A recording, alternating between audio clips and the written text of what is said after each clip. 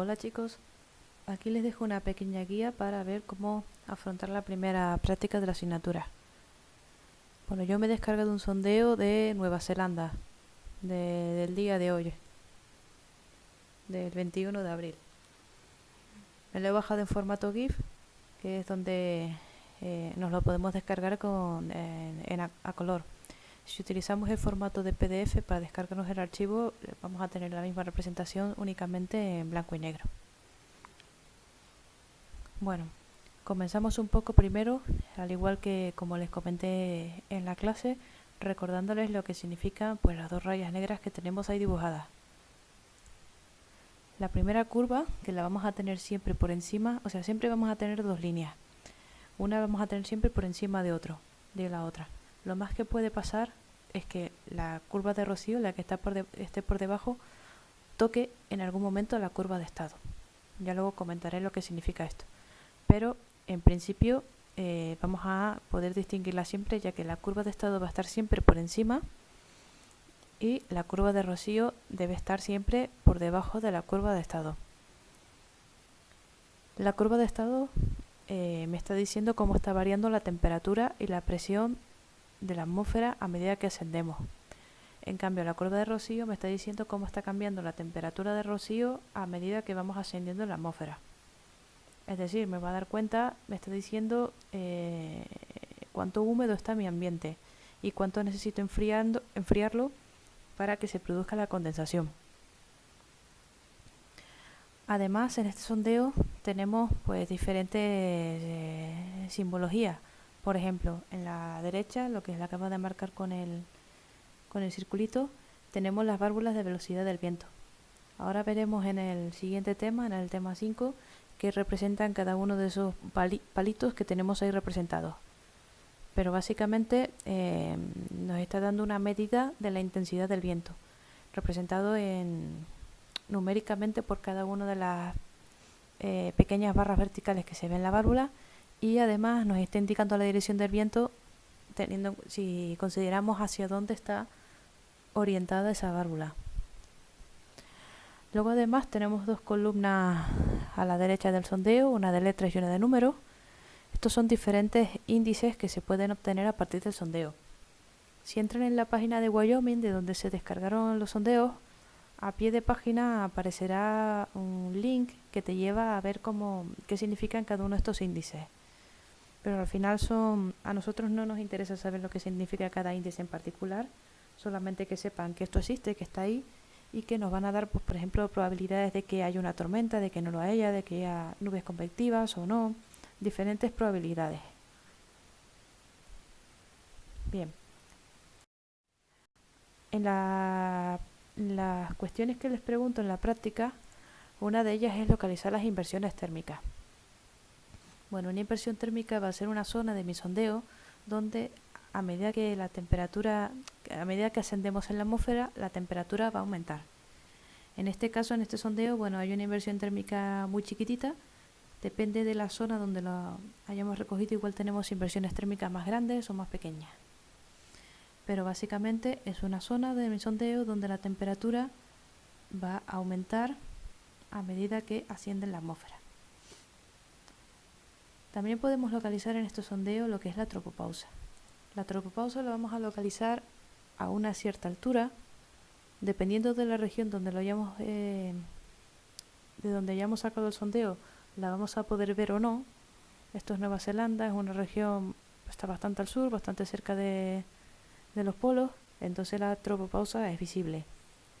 Se encuentra pues a unos 10.500 prácticamente metros de altura. Es una zona donde, si se fijan en la curva de estado, ya no mantiene este comportamiento diabático. Es decir, si se fijan durante todo el ascenso de la curva de estado, la temperatura ha ido disminuyendo a medida que aumentamos, más o menos con una pendiente, vamos a decirlo así, parecida a las adiabáticas de mi sistema. Esto también nos va a dar cuenta de la estabilidad que hay en esta atmósfera, ya lo vamos a ver más adelante. Pero en este punto, en donde les he marcado el inicio de la tropopausa, vemos que la temperatura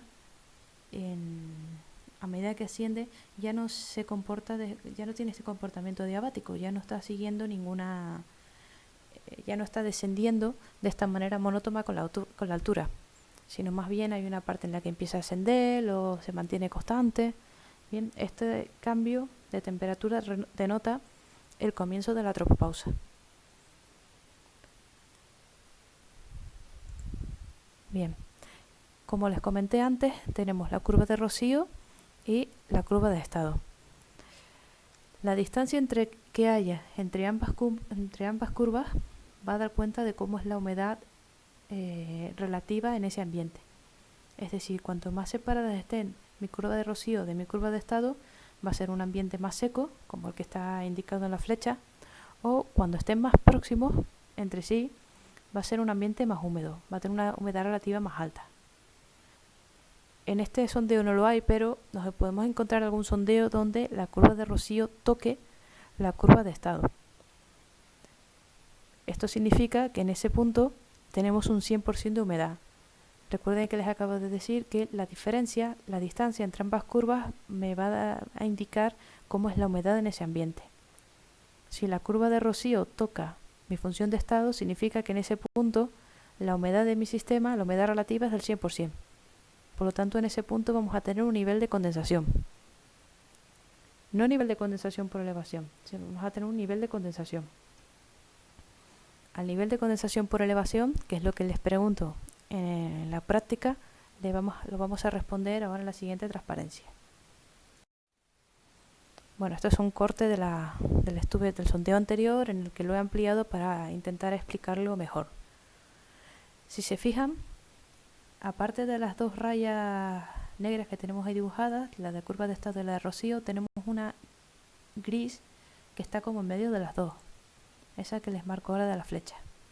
Bien, esta curva gris me está indicando cuál sería la trayectoria de una masa de aire que parte desde el inicio, ¿vale?, y asciende en la atmósfera.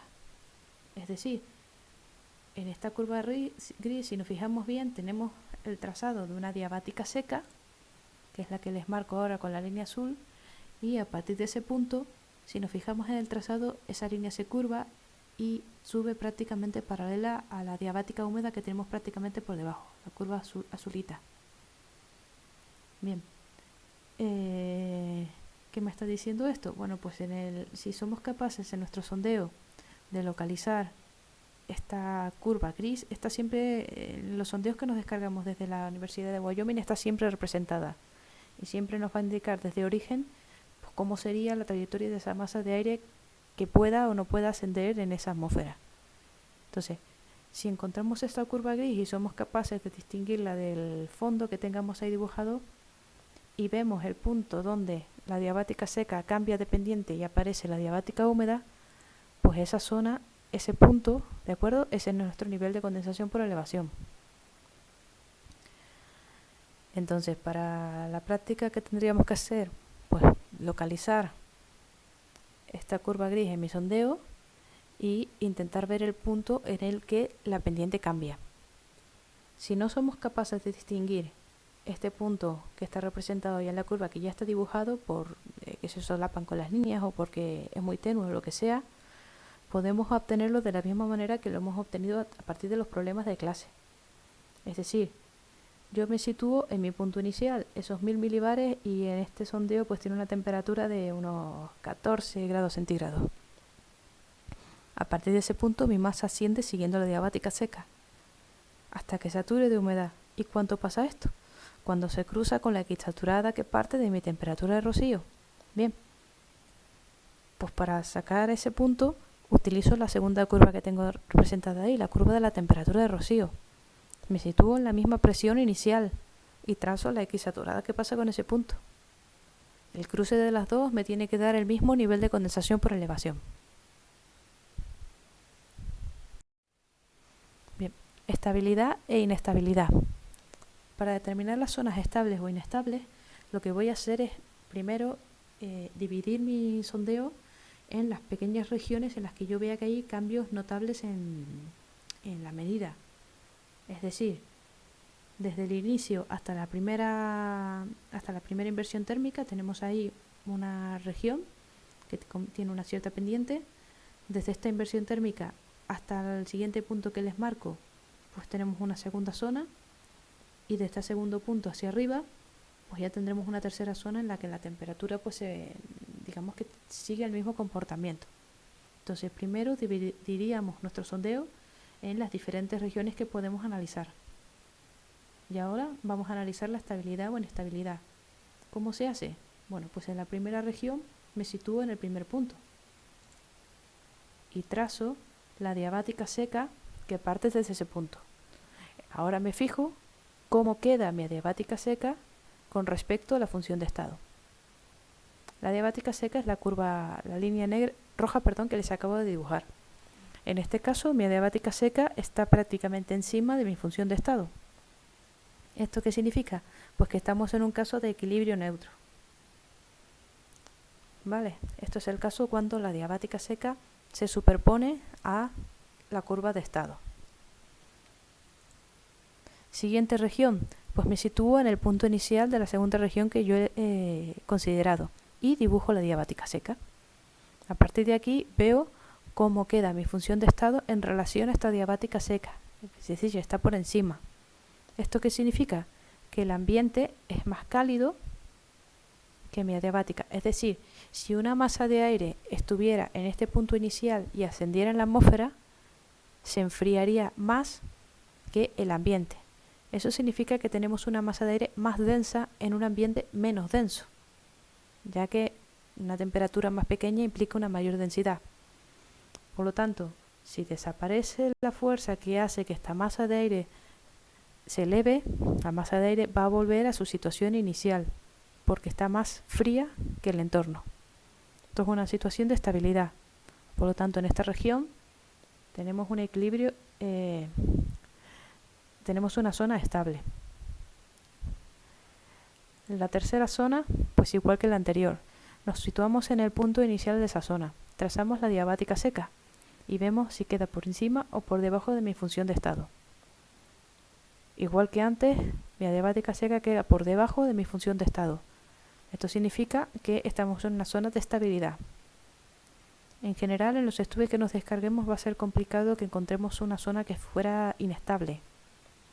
Pero, bueno, básicamente lo que veríamos es que la diabática seca que nosotros dibujamos pues se encuentra por encima de mi función de estado. Bueno, estas serían las partes obligatorias de la práctica, y luego para las cuestiones optativas voy a volver a hacer un zoom de esta pequeña región y voy a seleccionar la presión de 800 milibares. En el ejercicio creo que le puse 600 y 900 milibares, pero bueno, el razonamiento es exactamente igual. ¿Qué tengo que hacer ahora? Bueno, pues me preguntan a esta presión cuál sería la temperatura, humedad relativa y razón de mezcla de una masa de aire que parte desde este punto. Entonces, a esta presión localizo mi punto inicial en mi sondeo. Bien, pues esta masa de aire yo la he forzado a que esté en ese punto, y en este punto es donde yo les pregunto ahora pues la razón de mezcla, la temperatura y la humedad relativa. Para saber la temperatura la mido directamente en el punto que he dibujado. En este caso pues está a unos 5 grados centígrados. Razón de mezcla, la X saturada que está pasando por ese punto. Justamente creo que 7 lo que está marcando el sondeo. No se ve muy bien el numerito al haberlo ampliado. Alrededor de 7 gramos kilogramos. Y para ver la humedad relativa, ¿qué es lo que tengo que hacer? Bueno, me desplazo a presión constante hasta la temperatura de rocío. ¿Vale?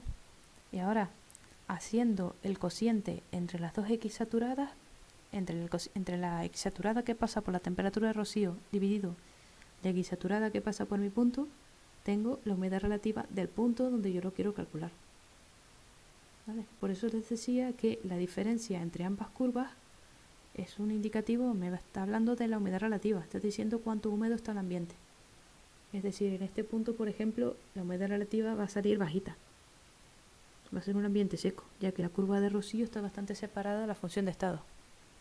Si nos situáramos, por ejemplo, en los 900 milibares, que la temperatura de rocío no llega a tocar, pero está bastante próxima a la curva de estado, pues ahí tendremos una humedad bastante grande, en torno al 90% al menos, o más. Bueno, pues con estos apartados con estas aclaraciones espero que les sea mucho más fácil resolverle la práctica. Venga, hasta luego.